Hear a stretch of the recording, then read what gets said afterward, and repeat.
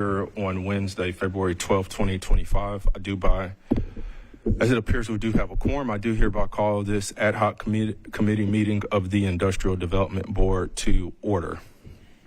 Moving on to item number 2 in the agenda, public comment period.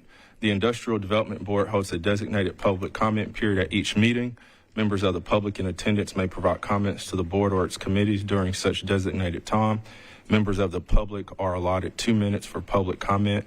No advance registration is required. Is there anyone here from the public wishing to speak today?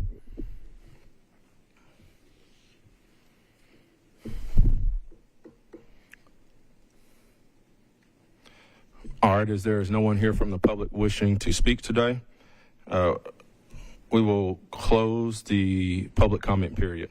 Moving on to item number 3, approval of prior ad hoc meeting minutes.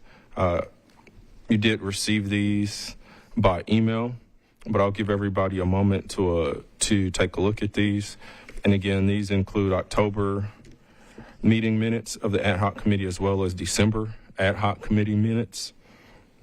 Everyone, again, a couple moments to review those, and then certainly we can entertain a motion to, and we can approve both of them, if that would be the motion that someone would like to make for these minutes. Make a motion to approve. Seconded. Motion to approve. October 9th and then December 11th. Okay. Thank you. We have a motion by Board Member Hastings. Thank you. And we have a second. All right, Board Member Wright. All right, all those in favor of approval say aye. Aye. Aye. Any opposed say nay. All right, minutes approved. All right, moving on to the agenda, item number 4, affordable housing research.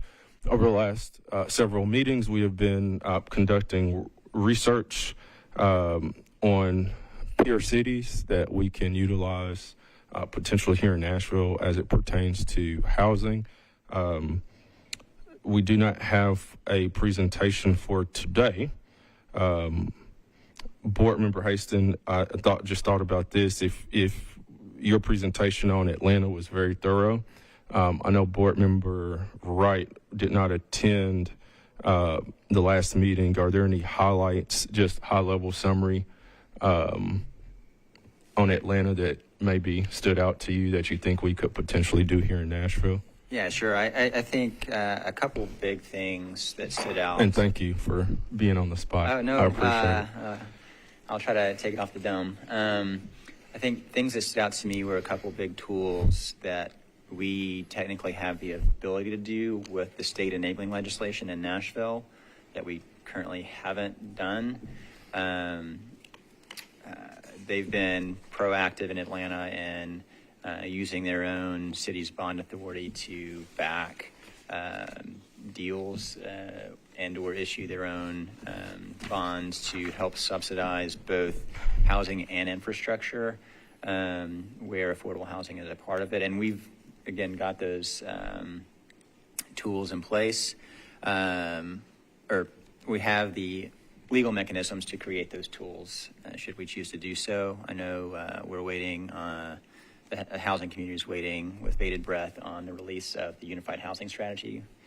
Hopefully it happens soon.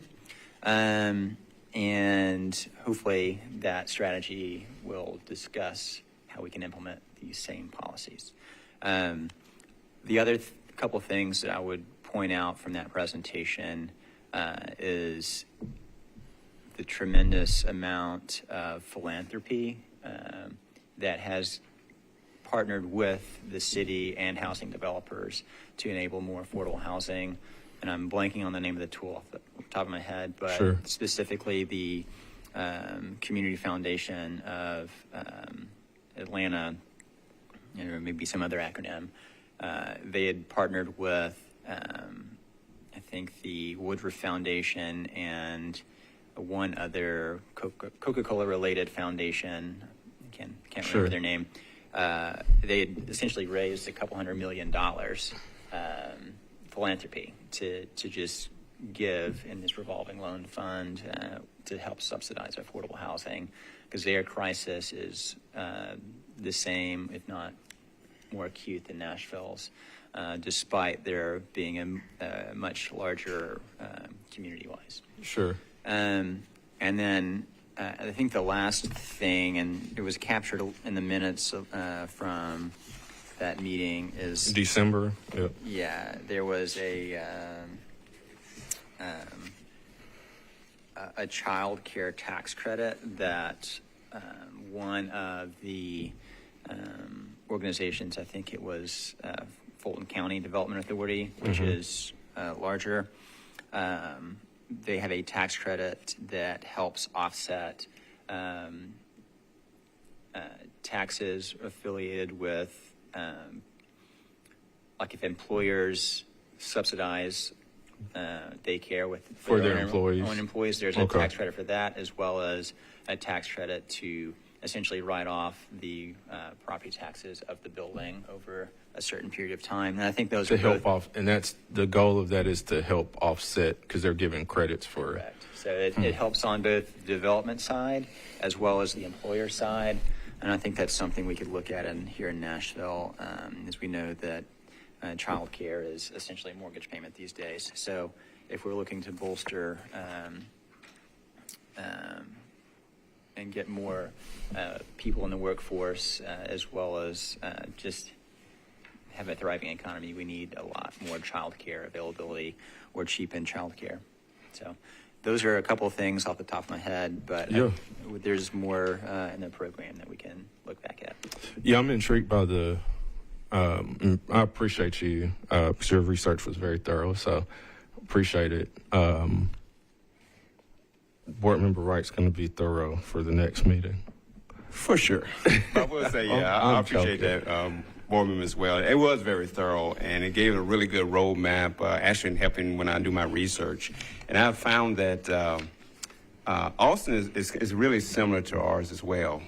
I think from reading Atlanta's, I think theirs is a little more targeted, a little more laid out, have more programs, maybe because of the city size or whatnot. But or you just did such a great job of pulling everything out of the research, which is really great. So yeah, I think they have with all the credits they have, the child care, the bonds, and all that, is similar to Austin, which is similar to ours. So I see from, once we get all the cities comparable side by side, I think we'll be able to pull out different parts of it and then just kind of upgrade what we have here. Not wanting to spread ourselves too thin, because we can't emulate probably every market, but pull some of those things out and incorporate it into what we have. So, but again, Board Member Hastings, it was really, really good. It was very thorough, and I love the layout too. I was like, ooh, that's a good layout. I like that. The way it's presented. It's very easy to I'm all for understand. it. No need to reinvent the wheel. You know that's right. Work smarter, not harder. But yeah, that sounds good. One thing that intrigued me, because this board, a couple of things over let's say the past year, that this board has discussed, certainly small business, housing, and daycare, which kind of all go hand in hand, and transportation, right? But that all goes hand in hand, right? Because the daycare costs, it blows my mind how much. I thought it was expensive. I had no idea how expensive it was. And now I'm hearing, I was like, oh my gosh. So that's really something to explore. When you talk about property tax abatements here, this board in the city of Nashville, we haven't done any type of pilot deals here in several years. But certainly I like that approach. So yeah, let's definitely keep that on there, because I think that would be, and obviously there's tax revenue potentially down the line, right, that you're helping companies with, that could go to the city. But again, I really, that's consistent with what we've talked about with the daycare.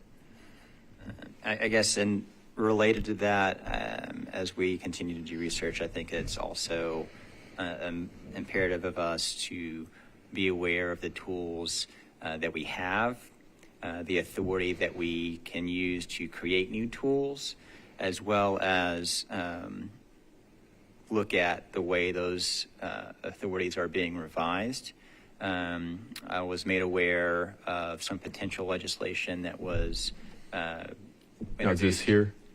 Okay. I was made aware of some potential legislation on the state side that would potentially broaden and clear up some language in the TIF enabling acts. I think it was Title VII, Section 53. Man, you sound like an attorney. Well, I'm married to one, so. But Oh, you don't win any arguments at home. no comment. But I guess in just making aware of ways that legislation is changing and could help bolster our tools that we have available. So. Yeah, just think about mitigating costs. When you think about when you put all three together, you mentioned transportation, housing, and daycare. So we're talking about individuals right now that's being forced out of the city. And I think the biggest tool we have is the taxes. You know, when you lower taxes on property within the city, that allows agencies and nonprofits to rent those units at a reduced cost, because those costs have to be pushed on to someone. You know, if you're paying huge amounts of taxes on the property, of course you have to, up your rents in order to do that. So some things, tax abatements, the palaces talk about, those are things that are going to lower the cost that allow people. Because when you think about transportation costs, if you have to live 20, 30 minutes outside of the city, trying to get into the city every day with the gas, the wear on your car, that's a huge cost. And all that has to be factored in. And car insurance. Car insurance. So all that has to be factored in when housing right now is about 40% of typically of a person's income. And then you pile all of the additional things on it, you could be at 50, 60% of a person's income. So I think that tool in itself will start the conversation and produce more units within the city to allow people to stay closer or move back to the city and, draw down, but mitigate their costs. Yeah, I appreciate the feedback. Yeah, let's definitely continue to have discussions on that. Just as background, except probably and not for the same thing, but I know the last pilot that we did was probably 4 or 5 years ago. Now, it's certainly a tool in our toolbox. Now, any type of pilot, unless the legislation changed historically, that also has to be approved by Metro Council as well. Just background, but again, with the items we've talked about with daycare, that really stood out. So let's keep that on the radar. And obviously, there's you mentioned the unified housing strategy, so looking forward to that. And then the one item I would say for you, board member Hayes, and for all of us, as we're looking at these peer cities, let's go through all the stuff that they're doing. But if we can, let's pick maybe 1 or 2 items from maybe each city that they're doing that we currently are able to do and maybe we're not doing. Does that make sense? You're saying maybe we have the program in place, but it's not being utilized? Yes, right. There's already the legislation in place, but maybe we're just not doing it. Okay. Because I guess what I'm always trying to focus on is, like, we want to go from here to here, right? But, all right, so this might require changing legislation and all that stuff, which is great. But if there's things that we can do to get from here to here that we already have, that's also a great way that we can improve and make progress immediately. Yeah, because timing is a factor. I mean, you can't, I don't know sure exactly how long this type of legislation would take to get through, but I mean, people need help now. They need assistance now. So we need to start attacking the crisis now. So if we got a tool, we have a tool in there we can use and just modify and push it forward, I think that's what we should do this time. I agree with you. All right. Definitely agree. Only other item, which not on the agenda, just mentioning it because we've talked about this. We've reviewed the small business grant. We're still looking into best way to do that. But based on the feedback, it was one of the items I did ask Jamari to include as far as the target. We talked about some of the target industries we want to focus on to mirror that with Metro. One of the items I did ask him to include on that would be daycares as well. As part of a target industry we want to focus on due to everyone's feedback. So I just thought about that as we were thinking about daycares. Yeah, it is. It's so expensive now. No, I was going to ask, do we have a percentage of the percentage of cost per household for daycare? I like to compare that to housing cost.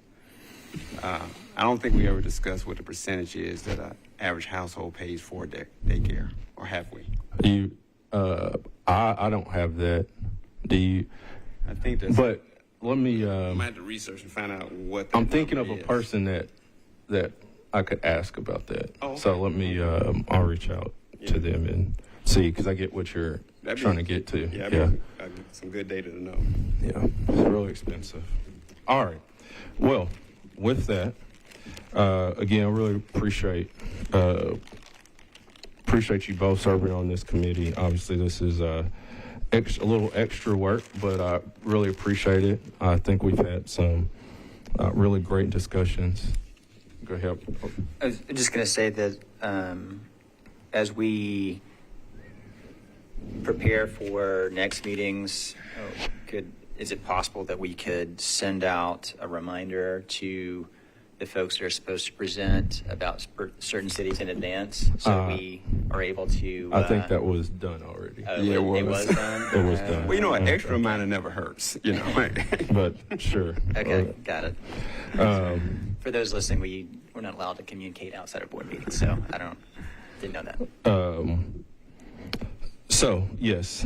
So with that, again, appreciate you all both serving. Looking forward to continuing this conversation, and